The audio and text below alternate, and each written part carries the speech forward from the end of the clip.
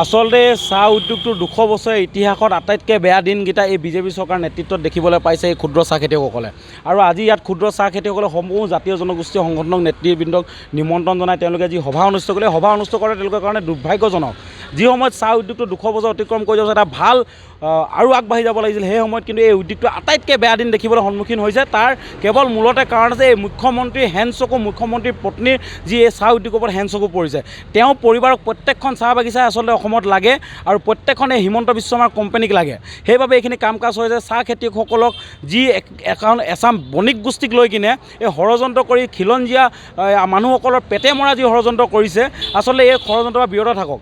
আপোনালোকে দেখিছে যে প্ৰত্যেকটো দিশৰ পৰা ষড়যন্ত্ৰ কৰিছে। তেওঁলোকে পাতত এক্সট্ৰা কেমিকেল বা কিবা ধৰণৰ অজুহাত দেখায় বা পাত ভাল নহয় এনেকুৱা ধৰণৰ কৈ পাতৰ দাম কমাই আনিছে। তাৰ লগতে চাহ উদ্যোগৰ লগত জড়িত হৈ থকা চাহ শ্ৰমিকসকলৰ যি অৱস্থা, তেওঁলোকে এতিয়া ৰোগত ঢুকাবলগীয়া আছে, কলেৰিয়া, ডায়েৰিয়া এনেকুৱা ধৰণৰ ৰোগত। তাৰ লগতে কিন্তু যিসমূহ যাতায়াতৰ বাবে ব্যৱহাৰ হয় চাহপাতৰ গাড়ী, সেইবোৰ গাড়ী যদি অকণমান পাত অভাৰলোড থাকে, লগালগ প্ৰশাসনে তাত 5,000 10,000 টকা ফাইন ক্ৰয় কৰি দিয়ে। কিন্তু বণিক গোষ্ঠীৰ এচাম গাড়ী যেতিয়া অভাৰলোড দিনে নিশাই চলি থাকে, তেতিয়া কিন্তু MBI চকু নাযায় আৰু প্ৰশাসনৰ সাহসো গোটাব নোৱাৰে। এই গোটেই বস্তুবিলাক কাম কৰা বস্তুবিলাকে এটা বস্তু উপলব্ধি কৰাইছে যে চাহ উদ্যোগটো কেনেকৈ ধৰণে শেষ কৰিব পৰা যায়, সেইটো এটা প্ৰচেষ্টা চলি আছে। আৰু আমি এটা কথা ক'ব বিচাৰোঁ, হিমন্ত বিশ্ব শৰ্মা চৰকাৰক আমি একদম স্পষ্টকৈ কৈ দিওঁ, আমাৰ চাহ বাগান আমাৰ স্বাভিমান। এই স্বাভিমানত হাত দিব লাগিলে কিন্তু হিমন্ত বিশ্ব শৰ্মা অসমৰ ইতিহাসত তেওঁৰ ৰাজনীতি আৰু তেওঁ অসমৰ ইতিহাস দুয়োটাতে তেওঁ হেৰাই যাব। কাৰণ তেওঁৰ ইতিহাস, তেওঁৰ যি দলৰ ইতিহাস, বিজেপিৰ ইতিহাসতকৈ বহুত পুৰণি ইতিহাস এই চাহ উদ্যোগৰ। এই চাহ উদ্যোগে অসমক যিখিনি দিলে অসমৰ অৰ্থনীতিত, এইখিনি কথা কোনোদিন তেওঁলোকে চাগে উপলব্ধি কৰিব পৰা নাই, বা উপলব্ধি কৰিছেও যদি তেওঁলোকে এটা ষড়যন্ত্ৰ কৰিছে গোটেইখিনি যাতে নিজৰ অধীনত আনি ল'ব পাৰে, নিজৰ পৰিবাৰক আনি দিব পাৰে, এই সন্তুষ্ট কৰাত লাগিছে। আচলতে এতিয়া আমি উপলব্ধি কৰিছোঁ যে হিমন্ত বিশ্ব শৰ্মা এখন চৰকাৰ নহয়, এটা কৰ্পৰেট ছেক্টৰ চলাই আছে, য'ত তেওঁ প্ৰত্যেকটো উদ্যোগৰ ওপৰত, প্ৰত্যেকটো লাভ থকা উদ্যোগৰ ওপৰত তেওঁৰ পত্নী আৰু তেওঁৰ হেণ্ডচকু পৰিছে। আমি কৈ দিছোঁ, আৰু এই বণিক গোষ্ঠী যিসকলে তেওঁক এই কামটোত হাত উজাৰি দিছে, আপোনালোকক সকীয়াই দিছোঁ, যদি আপোনালোকে এনেধৰণৰ কাম কৰে তেতিয়াহ'লে কিন্তু অনাগত দিনত আপোনালোকে এখন ভয়াৱহ আন্দোলনৰ সন্মুখীন হ'ব লাগিব। আৰু আমাৰ খিলঞ্জীয়া ভূমিপুত্ৰসকলক যদি এই চাহ খেতিয়কসকলক যদি আপোনালোকে পেটে মৰা ষড়যন্ত্ৰ কৰে, নিশ্চিতভাৱে তেতিয়াহ'লে আপোনালোকৰ কিন্তু উদ্যোগো নাথাকিব, আপোনালোকৰ অসমত নাথাকিব। এয়া স্পষ্ট কথা। আমি কৈছোঁ যে তিনিচুকীয়া জিলাৰ চাহ খেতিয়কবিলাক আমি কৈছোঁ যে অসমত অৰুণাচলৰ পাতটো অবৈধ। আমি পইণ্ট আগবঢ়াইছোঁ, ইতিমধ্যে যথেষ্ট এইটো ব্যাপক প্ৰচাৰ হৈছে। আমি কৈছোঁ অসমত যদি অৰুণাচলৰ চাহটো অবৈধ, অসম চৰকাৰৰ স্থিতি মানে স্পষ্ট কৰক তেওঁলোকৰ স্থিতিটো, যে আমাক চেলেঞ্জ কৰক যে তোমালোকে মিছা কথা কৈছা। আমাৰ মুখ্যমন্ত্ৰী ডাঙৰীয়াই কওক যে তোমালোকে ভুল কথা কৈছা। আমি তেওঁক চেলুট দিম। তেওঁ একদম স্পষ্টভাৱে কওক যে অসমত অৰুণাচলৰ পাতটো অবৈধ হয় নে নহয়। যদি হয়, এতিয়ালৈকে কিয় বন্ধ কৰা নাই?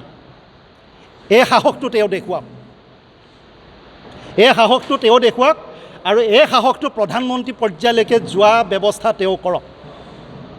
তিনিচুকীয়া জিলাত খেতিয়কৰ 13-14টা সমস্যা আছে, কিন্তু আজি আমি যিখন আলোচনা চক্ৰত বহিলোঁ, সদৌ অসম ক্ষুদ্ৰ চাহ খেতিয়ক সন্থাৰ অতীতত কেনেকুৱাকৈ কি কাৰ্যপন্থা লৈছিল আমি জানো যদি সকলো নাজানো, কিন্তু তিনিচুকীয়া জিলাৰ নেতৃত্বত আজি আমি 26টা দল সংগঠনক যদিও মাতিছিলোঁ, সকলো আহিব নোৱাৰিলে, কিন্তু প্ৰায় সংখ্যকে আহিলে।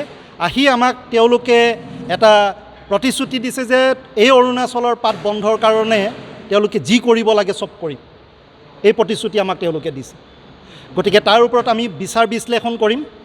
আমি কৈছোঁ যে অসম চলাবলৈ অসমৰ মন্ত্ৰীসভা আছে, 126টা বিধানসভাত MLA আছে, তেওঁলোকে আইন বনাওক।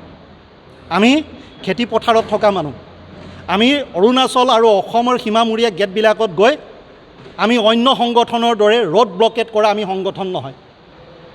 চৰকাৰক আমাৰ কথাটো স্পষ্টভাৱে দিছোঁ। আৰু MLA মন্ত্ৰীসকলে যে দৰমহা পায়, অসমত যে MLA মন্ত্ৰীসকলে দৰমহা লয়, এই দৰমহা কাৰ পৰা পায়? ক্ষুদ্ৰ চাহ খেতিয়কসকলে যে প্ৰডাকশ্যন কৰোঁ, ঘাম পেলায় মাটিত, আমাৰ পৰা যে চৰকাৰে টেক্স পায়, সেই পইচাৰে তেওঁলোকে দৰমহা পায়। আৰু তেওঁলোকে এইটো সময়ত আমোদ মানে বিনোদনৰ কাৰণে বিদেশলৈ যায়, লাজ নাই তেওঁলোকৰ। আৰু এইটো সময়ত আমি চাহপাত কাটিব লগা অৱস্থা। আমি চাহপাত কলম কৰোঁ ঠাণ্ডা দিনত, নৱেম্বৰ ডিচেম্বৰ মাহত, এতিয়া আমি জুন মাহত আমাৰ খেতিয়কে চাহপাত পেলাব লগা হৈছে। গতিকে হিমন্ত বিশ্ব শৰ্মা ডাঙৰীয়া দক্ষ মুখ্যমন্ত্ৰী যদি ভাবে এই অৰুণাচলৰ পাত যে অবৈধ এই কথাটো তেওঁ চেলেঞ্জ কৰি দেখুৱাওক যে তোমালোকে ভুল কথা কৈছা। আমি কৈছোঁ যে অসমত অৰুণাচলৰ পাত অবৈধ, অকল গ্ৰীণ লিফে নহয়, কেঁচা পাতেই নহয়, পকা পাত, ডেট মিনছ মেট্টি। 7খন গেটেদি অৰুণাচল অসমৰ 7খন গেটেদি যি কেঁচাপাত আহিছে সেই কেঁচাপাত বন্ধ কৰাৰ সাহস দেখুৱাওক। আৰু 2 নম্বৰ যি মেট্টি, তাত 14টা ফেক্টৰী আছে, সেই ফেক্টৰীবিলাক বৈধ অবৈধ আমাৰ মতলব নাই। অৰুণাচলৰ লগত আমাৰ কোনো সংঘাত নাই। অৰুণাচলৰ লগত আমাৰ এটা ধুনীয়া তেজৰ সম্পৰ্ক আছে। 7 ছিষ্টাৰ্ছ 8 ছিষ্টাৰৰ ভিতৰত আমি পঢ়োঁ। আৰু প্ৰধানমন্ত্ৰী ভাষাৰে কৈছোঁ অস্ত্ৰলক্ষ্মী। এই অস্ত্ৰলক্ষ্মী প্ৰডাকশ্যন কৰা, টকা পইচা উৎপাদন কৰা চাহ খেতিয়কবিলাক মৰাৰ সময়ত তেওঁ কিন্তু নিমাতে আছে। অনাগত দিনত এই আন্দোলন তীব্ৰতৰ হ'ব আৰু গণতান্ত্ৰিক হ'ব। গতিকে চৰকাৰ পুনৰবাৰ কৈছোঁ, তোমালোকৰ নৈতিক যদি সাহস আছে, পীযুষ ডাঙৰীয়া ওপৰৰ মাল বুলি তেওঁ নিজকে কয়, তেওঁ দেখুৱাওক সততা। যদিহে অৰুণাচলৰ পাত অসমত বন্ধ, তেওঁ অসমত অৰুণাচলৰ পাত বন্ধ কৰিব নোৱাৰোঁ বুলি অক্ষম বুলি কয় তেওঁ, তাকো সদনত। ইমান নিলজ্জ কথা থাকে নেকি? আৰু তেওঁ দৰমহা কিন্তু আমাৰ চাহ খেতিয়কে ঘাম পেলাই উৎপাদন কৰা কেঁচাপাত মেট্টিৰ পৰা তেওঁলোকে দৰমহা পায়। গতিকে অকল মন্ত্ৰীসভাত থকা মানুহকেইটাই নহয়, এই 26জন যে বিধায়ক আছে আৰু আমাৰ পৰা যে এতিয়া 14জন নতুনকৈ যে নিৰ্বাচিত কৰি পঠোৱা হৈছে, তোমালোকে অকণমান জাগা লাজ লাগিছে। আৰু তোমালোকক আমি অনুৰোধ কৰিবলৈ নাই, বিনোধ কৰিবলৈ নাই। আৰু চাহ খেতিয়কক এই 1250 টকা পইচা নালাগে, আমি নিজেই স্বাভিমানিক চাহ খেতিয়ক। গতিকে আমাক জীয়াই থাকিব পৰাকৈ আপোনালোকে পলিচি বনাওক। অসমত অৰুণাচল পাতটো যে অবৈধ আমি এষ্টাব্লিছ কৰিছোঁ, আপোনালোকে ইয়াক চেলেঞ্জ কৰি দেখুৱাওক। আৰু সেই চেলেঞ্জ যদি আপোনালোকে ল'ব পাৰে, তেতিয়া আপোনালোকে যুগে যুগে আমি চাহ খেতিয়কবিলাকে আপোনালোকক ভোট দি থাকিম। কিন্তু আমাৰ বিপদৰ সময়ত আপোনালোকে মনে মনে থাকিব। লগতে ৰুলিং পক্ষ আৰু বিপক্ষ এই 126জন বিধানসভাত থকা MLA সকলে এই কথাখিনি ভালকৈ ভাবক। অনাগত দিনত এই বিষয়টো কি ৰূপ ল'বলৈ গৈ আছে আপোনালোকে ইয়াৰ পিছত অনুধাৱন কৰিব। অকণমান আপোনালোকৰ লাজ লগোৱাক। ধন্যবাদ। ভৱিষ্যত পৰিকল্পনা এটাই, আমি এই গোটেই কথাখিনি মাজত যোৱা বছৰ ডেপুটি ডাইৰেক্টৰ ইণ্ডাষ্ট্ৰি এণ্ড কমাৰ্চৰ লগত আমাৰ ধুনীয়া ডিছকাশ্যন হ'ল, ফলাফল শূন্য। মাজত 5 দিন ফেক্টৰী বন্ধ কৰি দিলে 1 জুনৰ পৰা। তাৰপিছতে চিফ ছেক্ৰেটাৰীৰ লগত আলোচনা হ'ল শূন্য। আৰু বটলি ফেক্টৰী এছ'চিয়েশ্যনবিলাকে মানে কি হ'ল, তেওঁলোকে বাধ্যত পৰি ফেক্টৰী খুলি দিলে। কাৰণ আমাৰতো পেট মৰিছে, তেওঁলোকো পেট মৰিছে।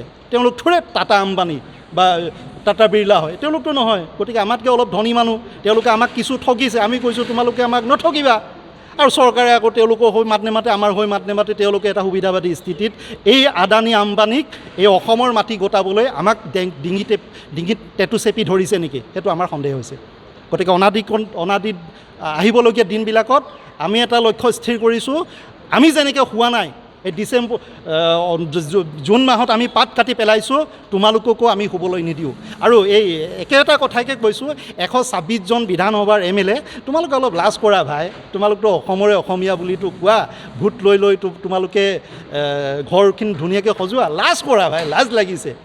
এই নুমনি অসম আৰু উজনি অসম কথা নাই, বৰাক আৰু ব্ৰহ্মপুত্ৰ কথা নাই। আমি অসমত 3টাই সম্পদ, চাহ, কয়লা আৰু তেল।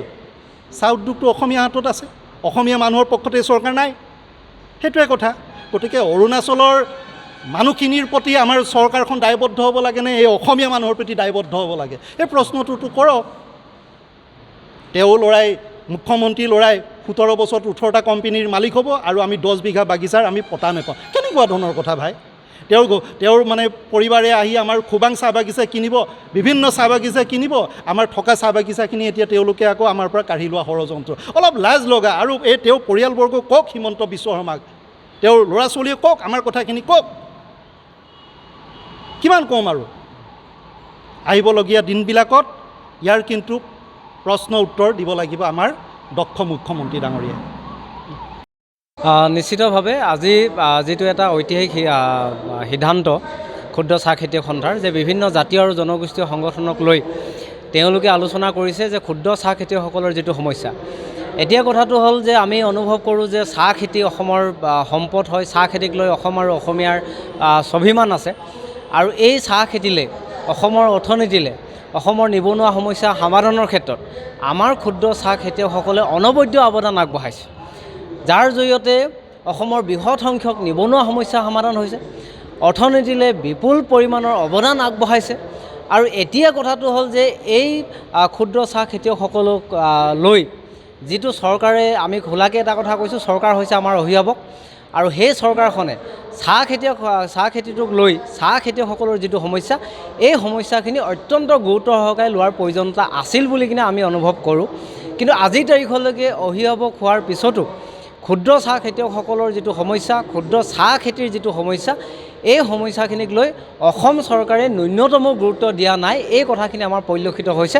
আৰু শেহতীয়াকৈ চাহ খেতিৰ জৰিয়তে এই ক্ষুদ্ৰ চাহ খেতিয়কসকলে যিটো স্বাৱলম্বন হৈছিল, তেওঁলোকে নিবনুৱা সমস্যা সমাধানৰ ক্ষেত্ৰত যথেষ্ট অৱদান আগবঢ়াইছিল, গুৰুত্ব সহকাৰে এই বিষয়টো তেওঁলোকে আগবঢ়াই লৈ গৈছিল, আৰু তেওঁলোকৰ পৰিয়াল এটা চলি আছিল। তো লাখ লাখ ক্ষুদ্ৰ চাহ খেতিয়কে এই ব্যৱস্থাৰ জৰিয়তে তেওঁলোকে জীৱন আৰু জীৱিকা চলি আছিল। কিন্তু ইয়াৰ পিছতো এতিয়া যিটো আমাৰ সমস্যা হৈ আছে, সেই সমস্যাটো সমাধানৰ কাৰণে ন্যূনতম অসম চৰকাৰে গুৰুত্ব দিয়া নাই। এতিয়া সমস্যা বুলি ক'লে কি?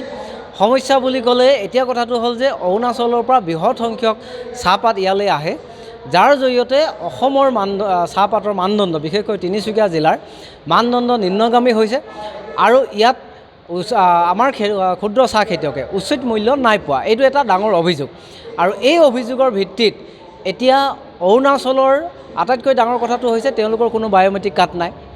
আমাৰ এতিয়া বটলিক ফেক্টৰীবোৰে অসম চৰকাৰে নিৰ্ধাৰণ কৰি দিছে যিসকলৰ বায়'মেট্ৰিক কাৰ্ড আছে তেওঁলোকৰহে চাহপাত ল'ব পাৰিব। এতিয়া তেওঁলোকৰ বায়'মেট্ৰিক কাৰ্ড নাই, কি ভিত্তিত বায়'মেট্ৰিক কাৰ্ড নোহোৱাকৈয়ে তেওঁলোকে ইয়াত অৰুণাচলৰ চাহটো ইয়াত অসমত লৈ অসমৰ নাম দি কিনাই তেওঁলোকে বিক্ৰী কৰি আছে। এইটো অত্যন্ত ডাঙৰ কথা। তাৰপিছতে হৈছে যে ক্ষুদ্ৰ চাহ খেতিয়কসকলক অসম চৰকাৰে এটা অভিযোগ কৰি আছে যে তেওঁলোকে নিষিদ্ধ কিছুমান দ্ৰৱ ব্যৱহাৰ কৰি আছে, যাৰ জৰিয়তে তেওঁলোকৰ চাহ মানদণ্ড নিম্নগামী হৈছে আৰু তেওঁলোকে উচিত মূল্য পাবৰ কাৰণে সক্ষম নহয়, আৰু এইটোৰ জৰিয়তে ক্ষুদ্ৰ চাহ খেতিয়কসকলে উচিত মূল্য নাই পোৱা বা দিব পৰা নাই।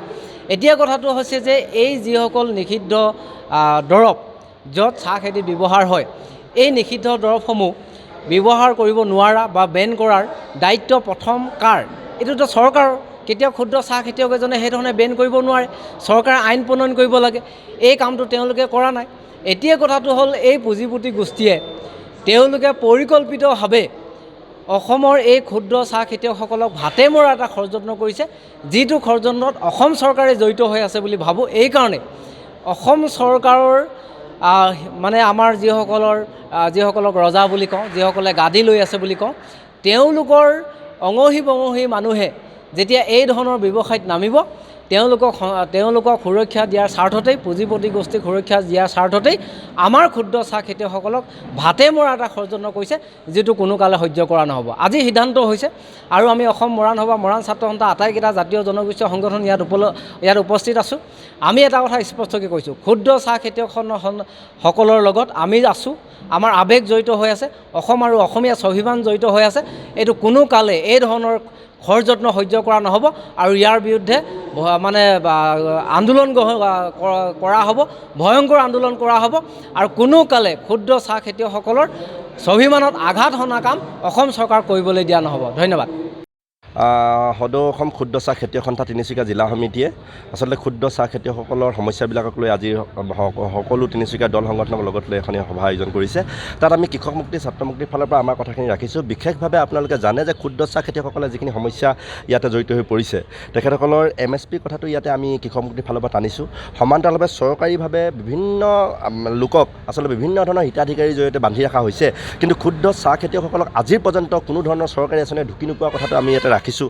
সমান্তৰালভাৱে সাৰ হওক বা অন্যান্য চাহ বাগিচা কৰিবৰ কাৰণে উৎসাহিত কৰিব পৰাকৈ এইবিলাক ক্ষেত্ৰত ছাবচিডিৰ ব্যৱস্থাটো কি ধৰণে কৰিব পৰা যায়, এই তিনিটা কথা বতৰা আমাৰ বক্তব্যত এই কথা বতৰাবিলাক ৰাখিছোঁ।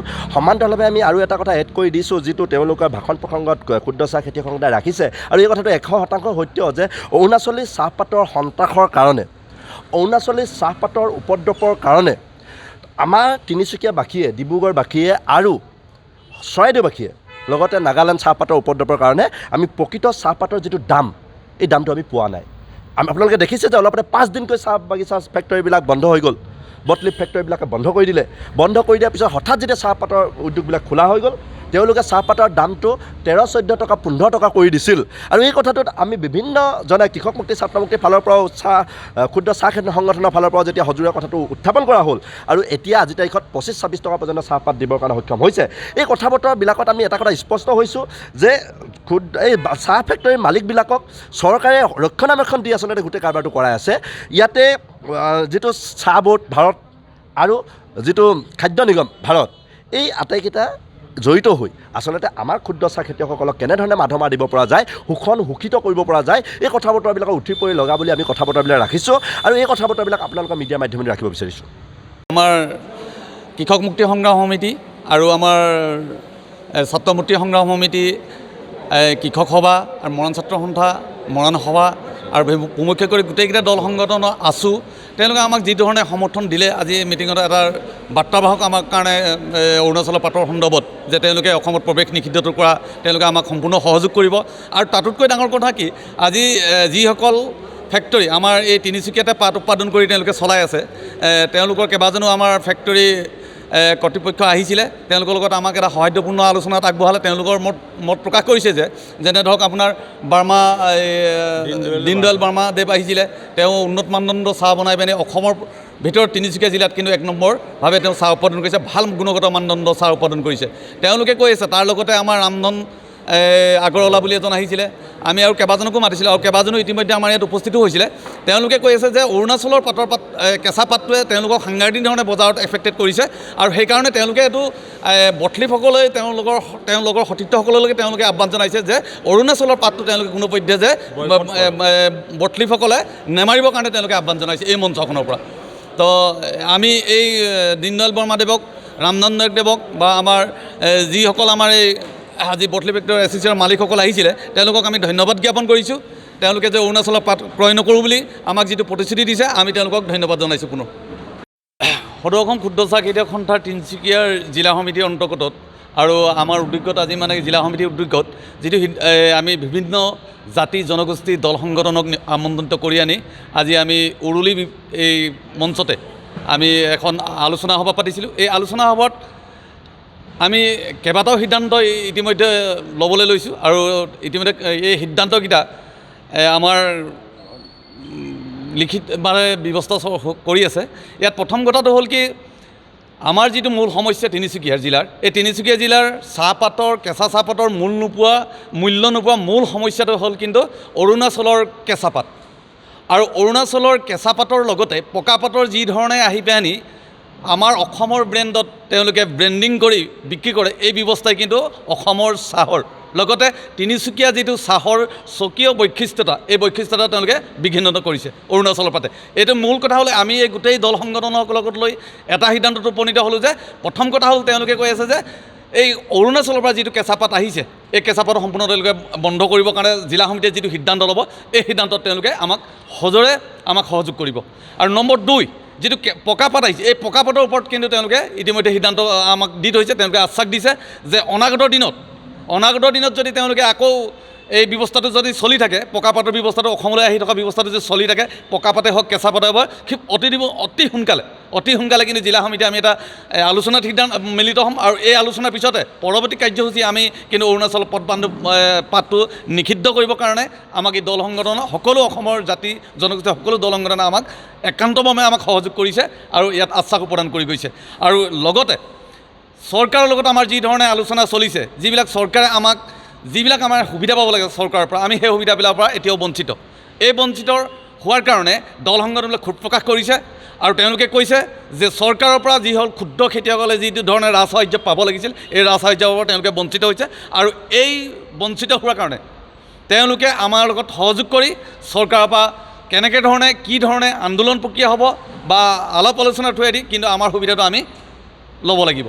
এতিয়া আমাৰ যিটো 183 কোটি টকাৰ আমাৰ চৰকাৰৰ ওচৰত জমা আছে, এই 183 কোটি টকাটো আমি আজি এইটো বিষয়ে আলোচনা চলিছিলে। তো তেওঁলোকে কৈছে যে 183 কোটি টকাটোৰ চৰকাৰক লৈ আহ্বান জনাব যে 183 কোটি টকাৰে আমাৰ ক্ষুদ্ৰ খেতিয়কসকলক 70% ছাবচিডিত তেওঁলোকে আমাক এটা চাহ ফেক্টৰী দিয়ক, আৰু যিহেতু আমি চাহ খেতি কৰি বা চাহ খেতিয়কখিনি এই ফেক্টৰীটোৱে উৎপাদন কৰি আমি কেনেকৈ স্বাৱলম্বী হ'ব পাৰোঁ, ইয়াৰো আলোচনা চলিছে। আৰু চৰকাৰে যদি আমাৰ ইয়াৰ ওপৰত আৰু এটা চলিছিলে যে MSP মিনিমাম ছাপোৰ্ট প্ৰাইজৰ, এই মিনিমাম ছাপোৰ্ট প্ৰাইজৰ ওপৰতো আমাৰ আলোচনা চলিছিলে যে মিনিমাম ছাপোৰ্ট প্ৰাইজটো চৰকাৰে যদি খুব সোনকালে তৎকালীনভাৱে যদি আমাৰ ওপৰত সিদ্ধান্ত নলয় বা তেওঁলোকে দিম বুলি আমাক আশ্বাস প্ৰদান নকৰে, তেনেহ'লে আমাৰ আজি 26টা যি দল সংগঠন আছিলে তেওঁলোকৰ মুৰব্বীসকলে কৈছে যে অতি সোনকালে খেতিয়কক যি প্ৰাপ্য 26% আমাৰ যিটো মানে কি হ'ল আপোনাৰ MSP, এই MSPটোতো যদি এটা সিদ্ধান্তত আনি দিব পৰা নাই, এটা ৰেটৰ যদি ৰেট এটা যদি নিৰ্ধাৰণ কৰিব নোৱাৰে চৰকাৰে, তেতিয়াহ'লে চৰকাৰৰ পক্ষৰ পৰা তেওঁলোকে ক্ষোভ প্ৰকাশ কৰি আৰু আমাৰ লগত সহযোগ কৰি আমি যি সিদ্ধান্ত ল'ম তেওঁলোকে আমাক সহযোগ কৰিব। আপোনাৰ বাহনখনক লৈ আপুনি সমস্যাৰ সন্মুখীন হৈছে নেকি? অথবা আপোনাৰ বাহনখন মেৰামতিৰ প্ৰয়োজন নেকি? যদি প্ৰয়োজন তেন্তে পলম নকৰিব। আপোনাৰ প্ৰিয় বাহনখনৰ যিকোনো সমস্যা সমাধানৰ বাবে সাজু হৈ আছে RN automobiles. Denting and painting, mechanical works, electrical works, running জবছৰ লগতে আন বহুতো সুবিধা উপলব্ধ আমাৰ ৱৰ্কশ্বপত। আমাৰ এক্সপাৰ্ট মেকানিকৰ দলে কম সময়ত আৰু অতি কম খৰচত আপোনাৰ বাহনখনক দিব অন্য এক মাত্ৰা। গতিকে পলম কিয়, আজিয়ে লৈ আহক আপোনাৰ বাহনখন। আমাৰ ঠিকনা RN অটোমোবাইলছ, VIP ৰোড, তিনিচুকীয়া। অধিক তথ্যৰ বাবে যোগাযোগ কৰক 99545267111।